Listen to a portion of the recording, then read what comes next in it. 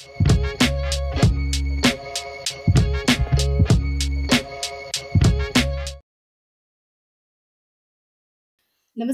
నేను మీ అనుష కోమల్. మోకాళ్ళ నొప్పులకి ఇంకా ఆపరేషన్ తప్ప గత్యంతరం లేదు అన్న సిట్యుయేషన్‌లో కూడా ఒక ఇంజెక్షన్‌తో ఎన్నో వేల మందికి రిలీఫ్‌నిచ్చిన డాక్టర్ సుధీర్ ధారా గారు ఇవాల్టి మన గెస్ట్.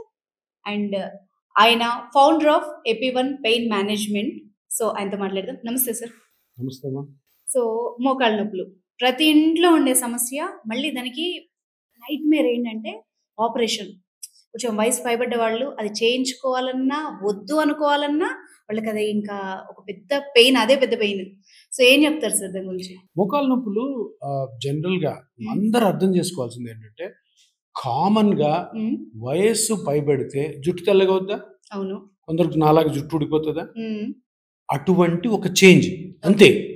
దీన్ని అందరూ ఏమనుకుంటారంటే, ఇది నొప్పి వచ్చేసింది, నాకేదో జబ్బు వచ్చేసింది, నేను వెంటనే మందులు వాడేయాలా, నేను వెంటనే వెళ్ళి వీలు కాకపోతే ఆపరేషన్ చేసుకోవాలా, మా ఇంటి పక్కన ఎవరు ఆపరేషన్ చేసుకున్నారు బాగున్నారు, ఆ తర్వాత తప్పదు అంటే ఆపరేషన్ చేసుకోవాలన్నది గత 40-50 సంవత్సరాలుగా ఈ సమాజం మీద రుద్దబడింది. మోకాలు నొప్పి అంటే భయాన్ని రుద్దారు. మోకాలు నొప్పికే ఒక ఆపరేషన్ ఉందని కూడా రుద్దారు. అంటే ఏంటి, ఎందుకు రుద్దారు అన్న మాట ఎందుకు అంటున్నానంటే, ఇది నేను చెప్పినట్టు జుట్టు తెల్లబడము, స్కిన్ ముడతలు పట్టడం వయసుతో పాటు వచ్చిన ఒక చేంజ్ అయినప్పుడు అది అంత భయంకరంగా ఎందుకు చూడాలి? దాన్ని చూపించడం కోసం దాని వెనకాల చాలా రీజన్స్ ఉంటాయి.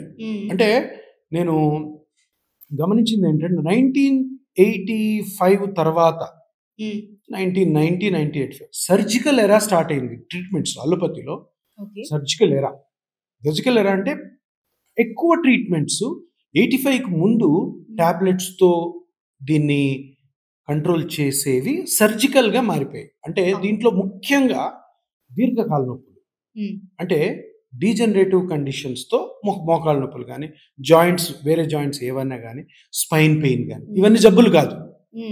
ఈ దీర్ఘకాలపు అరుగుదలతో వచ్చే నొప్పులకి ఆ 80ల్లోంచి కూడా ఆపరేషన్స్ మొదలయ్యాయి. మోకాల operation, shoulder operation, spine operation, ankle operation, hip joint operation. అంతకుముందు లేవు. అంతకుముందు మామూలుగా ఏదో టాబ్లెట్స్ వాడుకుంటూ, లేదంటే ట్రాక్షన్లని అవి పెట్టి చేస్తున్నారు.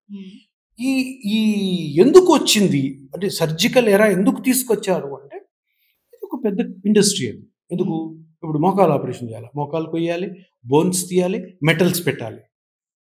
మెటల్ అన్నది ఇంప్లాంట్, దాన్ని అతికించాలి. సో ఇటువంటి అదొక పెద్ద ఇండస్ట్రీ. ఇది ఆ స్టీల్ ఇండస్ట్రీ అనమాట. ప్లాటినం అని, తర్వాత టైటానియం అని, అట్లా. సో దాన్ని ప్రమోషన్ చేశారు.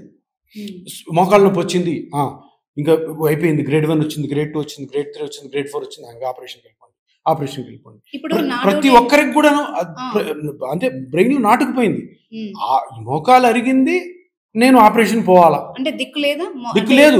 మొన్నటి వరకు, ఎప్పటి వరకు 2017లో ఎప్పుడైతే ఇపియాన్లో ఆల్రెడీ ఉన్న ట్రీట్మెంట్ని, ఆపరేషన్ లేని ట్రీట్మెంట్ని తీసుకొచ్చాను. ఎప్పటి నుంచో ఉంది, 30 సంవత్సరాల నుంచి ఉంది. ఆపరేషన్లు ఎప్పుడైతే స్టార్ట్ అయ్యాయో, ఆపరేషన్లతో పాటు ఈ ట్రీట్మెంట్ కూడా, ఇంజెక్షన్ ట్రీట్మెంట్ కూడా స్టార్ట్ అవుతుంది. నా గవర్నమెంట్స్ ఏం చేస్తాయంటే, ఒక కండిషన్కి ఒక డిఫరెంట్ ట్రీట్మెంట్స్ ఇస్తాయి. ఇప్పుడు మోకాలు నొప్పి వచ్చింది, మోకాలు నొప్పి వస్తే ఫస్ట్ వచ్చింది మీకే వచ్చింది, ఏం చేస్తారు, డాక్టర్ దగ్గరికి వెళ్తే సరే టాబ్లెట్స్ వాడండి అంటే, నొప్పి టాబ్లెట్స్ ఒక వారానికో 10 రోజులకు తగ్గిపోద్దేమో అని. తగ్గినప్పుడు నెక్స్ట్ స్టెప్, ఇంకోటి స్టెప్. ఇప్పుడు ఏమైంది, ఫస్ట్ ఇనీషియల్గా మోకాళ్ళు అరిగిపోయినప్పుడు డాక్టర్లు ఏం చేస్తున్నారు, పెయిన్ కిల్లర్స్ ఇస్తున్నారు.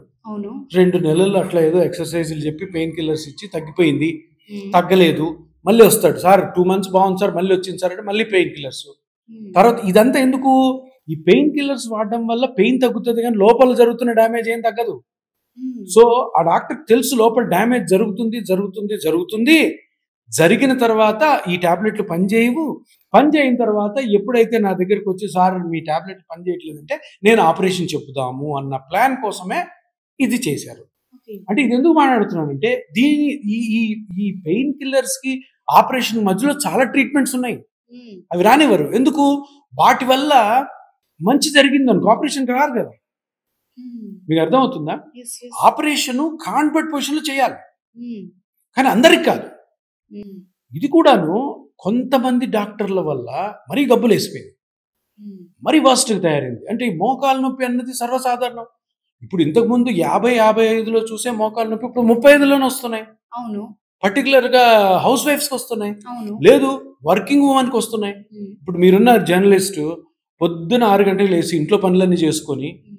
బ్రేక్ఫాస్ట్ గీఫాస్ట్ అన్నీ చేసి రెడీ చేసుకొని పరిగెత్తుకొని వచ్చి అక్కడికి వెళ్ళి ఇక్కడికి వెళ్ళి ఇంటర్వ్యూలు చేసుకొని వచ్చి మళ్ళీ సాయంత్రం ఇంటికి వెళ్ళి మళ్ళీ పరిగెత్తుకొని వెళ్ళి ఇంటికి వెళ్ళి తర్వాత మళ్ళీ ఇంట్లో పనులు చేసుకొని 11 పనులు.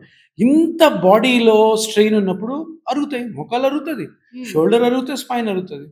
సో అంటే ఇలాగా ఫీమేల్స్ ప్లస్ మేల్స్ అందరూ కూడా బయటకు వచ్చి పనులు చేస్తుంటే మోకాళ్ళు అరుగుతాయి, తొందరగా అరుగుతాయి.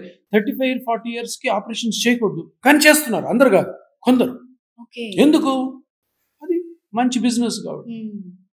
సో దీన్ని ఇండస్ట్రీస్ కూడా సపోర్ట్ చేస్తాయి. Mm. ఇంకేముంది, మోకాలు ప్రతి ఇంట్లో అడుగుతాయి. ఇప్పుడు ఒక మనిషికి పుట్టగానే 35-45 నుంచి కూడా మోకాళ్ళు అరగడం స్టార్ట్ అవుతుంది. Mm. అది 35లో నొప్పిగా బయటపడచ్చు, 45లో పడచ్చు, 50లో పడచ్చు, 60లో పడచ్చు, ఎప్పుడో ఒకసారి పడుతుంది. సో ఇది నార్మల్ మీరు ప్రొసీజర్. నార్మల్ ప్రాసెస్ ఇది. Mm. మీరు 70 ఏళ్ళు బతికితే తప్పకుండా మోకాలు అరుగుతుంది, Mm. లేదు పొరపాటు 80 అయితే 80కి అరుగుతుంది. Okay. సో ఇక్కడ ఈ ఇండస్ట్రియలిస్టులు అందరూ ఎలా ఉంటారంటే, ఎస్ ఇది సూపర్ మనకి బిజినెస్ ఇది, ఇప్పుడు ప్రతి ఒక్కరికి మోకాలు అరుగుతుంది కదా, Mm. ప్రతి ఒక్కరికి ఆపరేషన్ ఎందుకు చెప్పకూడదు?